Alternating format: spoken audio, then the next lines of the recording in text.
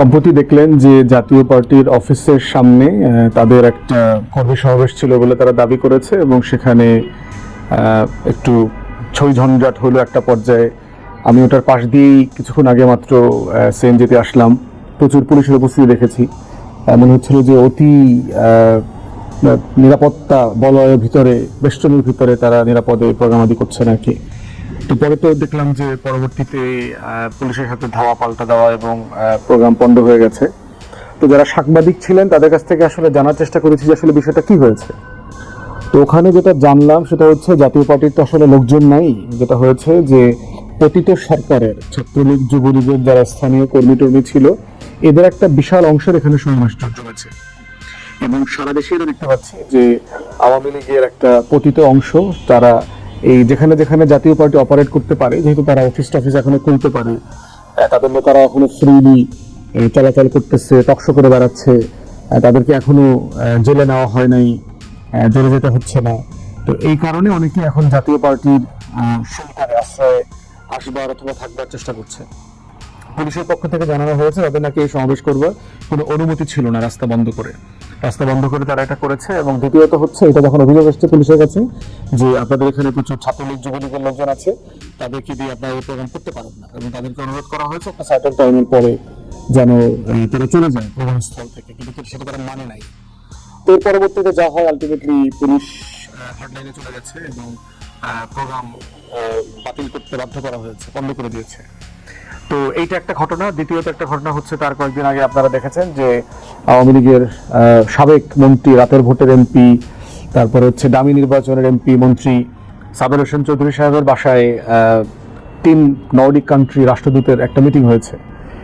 প্রথম কথা হচ্ছে যে আওয়ামী লীগের মধ্যে যদি ন্যূনতম মনুষ্যত্ববোধওয়ালা ভালো মানুষ 1-2 জনকে ধরতে হয় তাহলে সাবের হোসেন চৌধুরীকে নিঃসন্দেহে ধরতে হবে।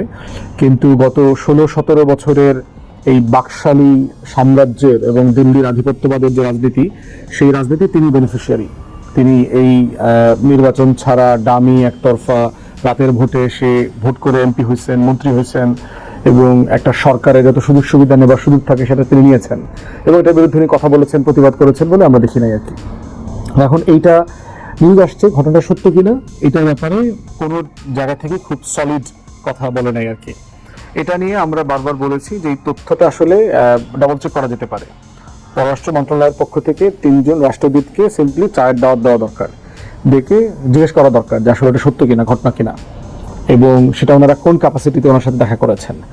এবং সাবের হোসেন একজন প্রমিনেন্ট বিজনেসম্যান, উনি কি ব্যবসায়িক ক্যাপাসিটিতে দেখা করেছে, আওয়ামী লীগ নেতা হিসেবে দেখা করেছেন, না উনি সিম্পলি ব্যক্তিগত পার্সোনাল ফ্রেন্ড হিসেবে, একজন প্রাইভেট সার্ভেন্ট হিসেবে দেখা করেছেন, সেই বিষয়ে তারা জিজ্ঞেস করতে পারে যদি আদৌ ঘটনাটা সত্য হয়ে থাকে। তো সেই বাস্তবতায় আমরা দেখছি যে এই যে আওয়ামী লীগের নেতাদের সাথে বিদেশিদের বৈঠক চলতেছে গোপনে, প্রকাশ্যে, সেমি গোপনে, এবং জাতীয় পার্টিকে মোটামুটি মোটা দাগে কাজকর্ম করবার সুযোগ দেওয়া, জাতীয় পার্টির মালিকানাধীন একটা করে টেলিভিশন চ্যানেলও কিন্তু এখনো ফাংশনাল আছে, যারা একজন জাতীয় পার্টির প্রেসিডিয়াম সদস্য আছে, আরেকজন জাতীয় পার্টির এমপি ছিলেন, গত বছরও 24 ডামি নির্বাচনে অংশগ্রহণ করেছেন। তো সেই জায়গা থেকে সরকার একটু স্পেস দিচ্ছে জাতীয় পার্টিকে। মোটা দাগে এগুলো আসলে কিসের বার্তা? মোটা দাগে এগুলোর বার্তা হচ্ছে যে কোনো না কোনো ফর্মে দিল্লির এ টিম অথবা বি টিমকে বাংলাদেশের রাজনীতিতে সক্রিয় রাখা, বাঁচিয়ে রাখা। এখন প্রশ্ন হচ্ছে সেটা আসলে সম্ভব কিনা প্র্যাকটিক্যালি। আমরা বোধ করছি যে না।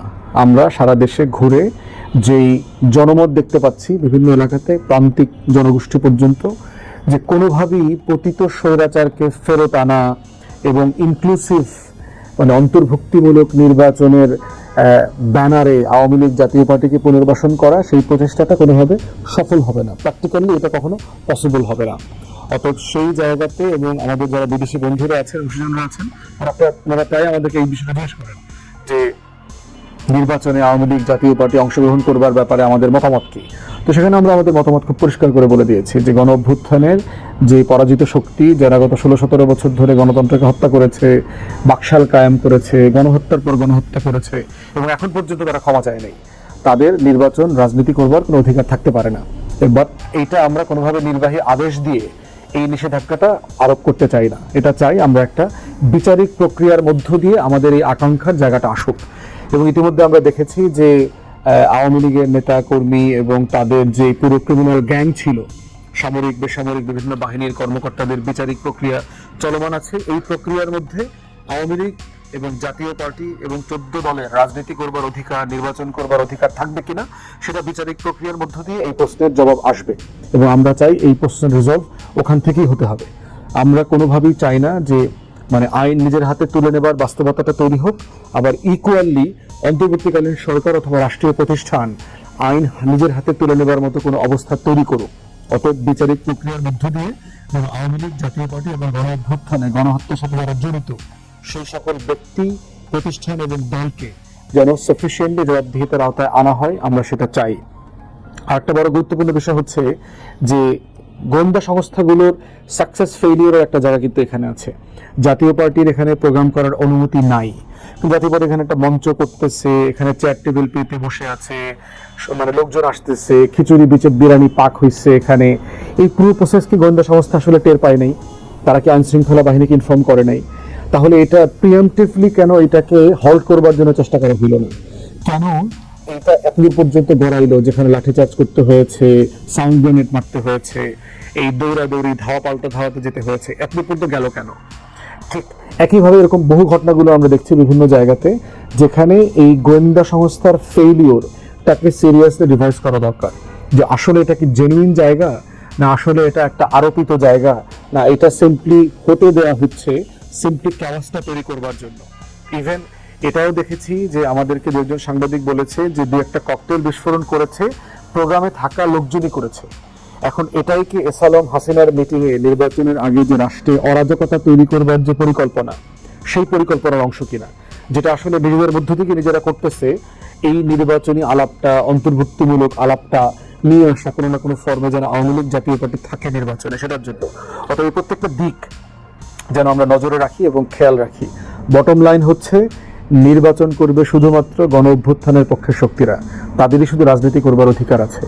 গুম খুনের সাথে যারা ভাগিদার, অংশীদার গত 16 বছরে, তাদের কোনোভাবে বাংলাদেশের রাজনীতিতে প্রতিনিধিত্ব করবার অধিকার থাকতে পারবে না। এটাই সারা বিশ্বের একমাত্র নজির।